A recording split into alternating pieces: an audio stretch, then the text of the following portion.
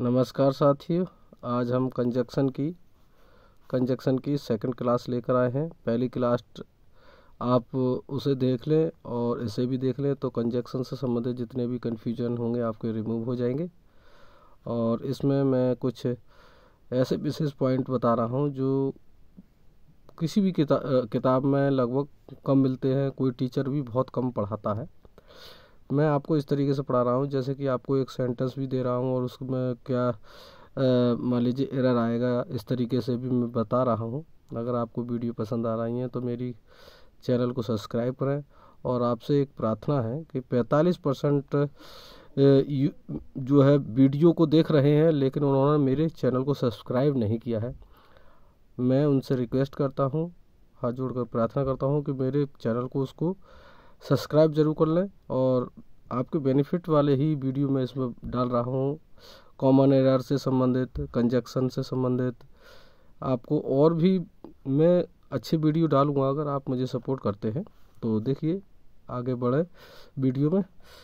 Aldous या दो के बाद येट का प्रयोग होता है।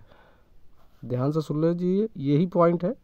और सेंटेंस फिर मैंने नीचे दिया है, उसको ध्यान से सुन लें। आल्दो अगर सेंटेंस में आ रहा है या दो आ रहा है तो उसके बाद येट का प्रयोग होता है। जैसे देखिए एक सेंटेंस मैंने ले रखा है, Aldous he is rich but he is dishonest. अब देखिए आल्दो शब्द से सेंटेंस की शुरुआत है और मैंने क्या बताया, या आल्दो वाले सेंटेंस में येट का प्रयोग होता है, लेकिन यहाँ क्या दिया है, बट। तो बस यहीं पे गलती है, इसको हटा देंगे, यहाँ पर लिख देंगे yet. Aldous he is rich yet he is dishonest. तो इस तरीके से समझ में आ गया होगा। आल्दो या दो से वाक्य अगर शुरू हो रहा है तो उसके बाद येट का प्रयोग होता है। सेंटेंस भी मैंने दे रखा है कहाँ पर गलती है, इस तरीके से आते हैं। अब आगे पॉइंट देखिए, बोथ के बाद हमेशा एंड का प्रयोग होता है। ध्यान से सुन लीजिए, बोथ के बाद अदर कंजक्शन को रख करके जो है आपका सेंटेंस एरर दिखाया जाता है। और बोथ के बाद आपको हमेशा एंड का प्रयोग करना है और वहीं पर जाकर गलती को ढूंढना है। जैसे सेंटेंस दे रखा है, both Ram as well as Shyam may come today. तो समझ में आ रहा है, मे कम टू डे आ रहा है इसमें सेंटेंस में। अब आपको क्या करना है, आपको पता है कि बोथ के बाद हम क्या लगाते हैं, एंड। तो एज वेल एज की जगह हम क्या लगा देंगे, एंड। तो हो जाएगा both Ram as well and Shyam may come today. समझ में आ रहा होगा, एक बार दोबारा सुन लीजिए। बोथ के बाद हमेशा एंड का प्रयोग होता है। सेंटेंस में एरर दिया है और बोथ देखना है, both Ram as well as Shyam may come today, इस तरीके से दिया है। अब आपको यहाँ शुद्ध क्या करना है, बोथ के बाद राम और श्याम के बीच में एंड, एज वेल एज को हटा करके एंड लिख देना है, वाक्य क्या हो जाएगा, ठीक हो जाएगा। आगे पॉइंट देखिए ध्यान से। अगर आपको, ये मैं चुनिंदा पॉइंट आपके लिए रख रहा हूँ, जो व्यक्ति टीजीटी पीजीटी एलटी या इंटरमीडिएट में पढ़ रहा है तो उसमें भी एरर एक ठीक करने आता है इस तरीके से। तो देखिए वेदर के बाद हमेशा और का प्रयोग होता है। वेदर के बाद क्या होता है, और का प्रयोग। लूसेंट वगैरह अगर आप पढ़ेंगे तो उसमें भी ये पॉइंट नहीं मिल पाएंगे। मैं बड़े चुनिंदा पॉइंट लेके आता हूँ आप लोगों के लिए जो बेनिफिट रहें। तो वेदर के बाद हमेशा क्या लगाएंगे, और का प्रयोग करते हैं। जैसे अब यहाँ पर कुछ गलती दी है, अब वहाँ पर फाइंड आउट करेंगे गलती को। I do not know that he will come और नॉट। अब आपको पता है और तो दिया है यहाँ, तो इसका मतलब और से पहले क्या आना चाहिए। अब मैंने यहाँ बता दिया है वेदर के बाद आएगा और से पहले क्या होगा, वेदर। तो या फिर नाइदर नॉर वाली कंडीशन मैंने आपको सिखाई दी है, आइदर और वाली। तो I do not know that he will come और नॉट। अब और आया है तो दैट की जगह क्या आएगा, वेदर। दैट की जगह क्या आएगा, इस दैट की जगह हम वेदर लिख देंगे। I do not know whether he will come और नॉट। इस तरीके से ये सेंटेंस हो गया है। और अब आगे भी मैं कुछ पॉइंट सिखा रहा हूँ, ध्यान से सुनते रहिए। तो देखिए आगे का पॉइंट मैं लेके आया हूँ, पॉइंट नंबर 4 है, हार्डली और स्केली के बाद वैन का प्रयोग होता है। किसका प्रयोग होता है, वैन का प्रयोग होता है। परंतु वाक्यों में देन दैट रख कर जो है प्रॉब्लम दिया जाता है। तो एक बार आप ये हार्डली और स्कैर्सली के बाद इन्वर्जन का प्रयोग तो जानते ही हैं कि इसके बाद तुरंत कोई सहायक क्रिया लेकर के वाक्य ठीक करते हैं, लेकिन हार्डली के बाद वहन का यूज होता है। ये भी आप इस वीडियो में समझ लीजिए, कोई नहीं बताएगा, मैं ही बता रहा हूँ। मैं ही इस तरीके की खुद भी एक मैं कंप्यूटर हूँ, तो विशेष पॉइंट कहाँ ढूंढना है, कैसे ढूंढना है, ये मैं खुद सर्च करता हूँ। तो मैं सोचता हूँ कि मैं पढ़ रहा हूँ तो आप लोग भी इसे पढ़ते रहिए। देखिए हार्डली हैड, अब ये हार्डली के बाद इन्वर्जन तो दे दिया है, लेकिन और भी यहाँ वाक्य में क्या कमी हो सकती है वो देख लीजिए। तो hardly had he gone out of the office that the telephone bell rang. अब देखिए हार्डली दिया है, हार्डली के बाद कंजक्शन दैट दिया है, और जबकि कंजक्शन क्या आएगा, व्हेन। क्या कंजक्शन आएगा यहाँ पर, व्हेन। तो इस दैट की जगह हमें क्या कर देना है, व्हेन कर देना है, और बस पूरा सेंटेंस हमारा क्या हो जाएगा, राइट हो जाएगा।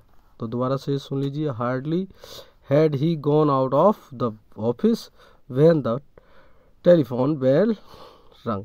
टेलीफोन बेल रंग, रेंग रेंग सॉरी रेंग होगा, तो आपको समझ में आ रहा होगा।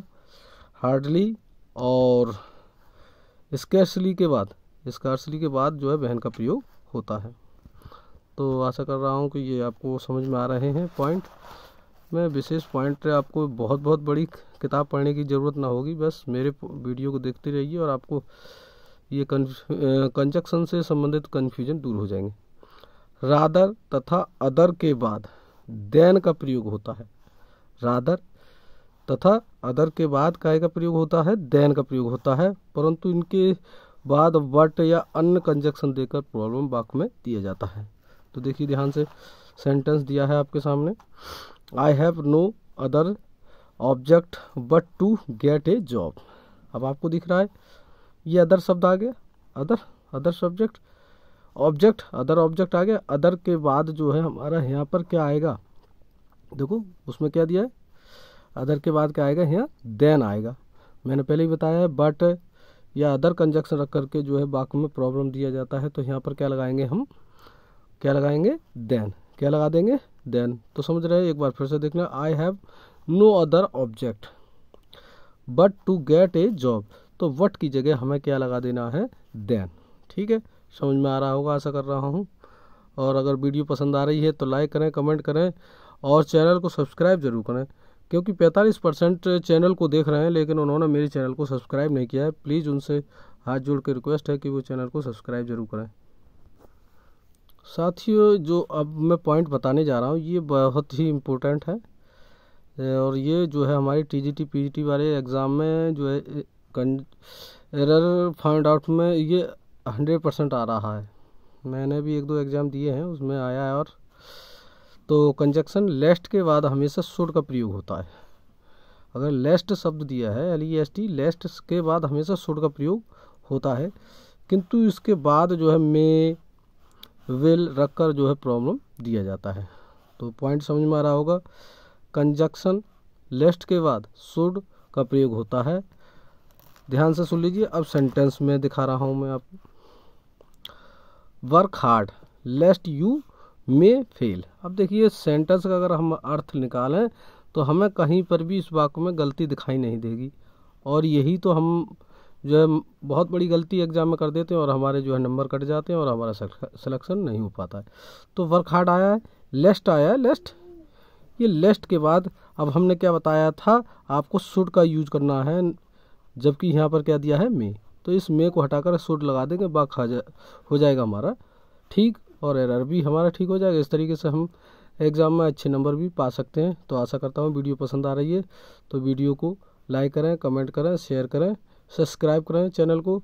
और आपको वीडियो पसंद आ रही है तो thank you for watching my video.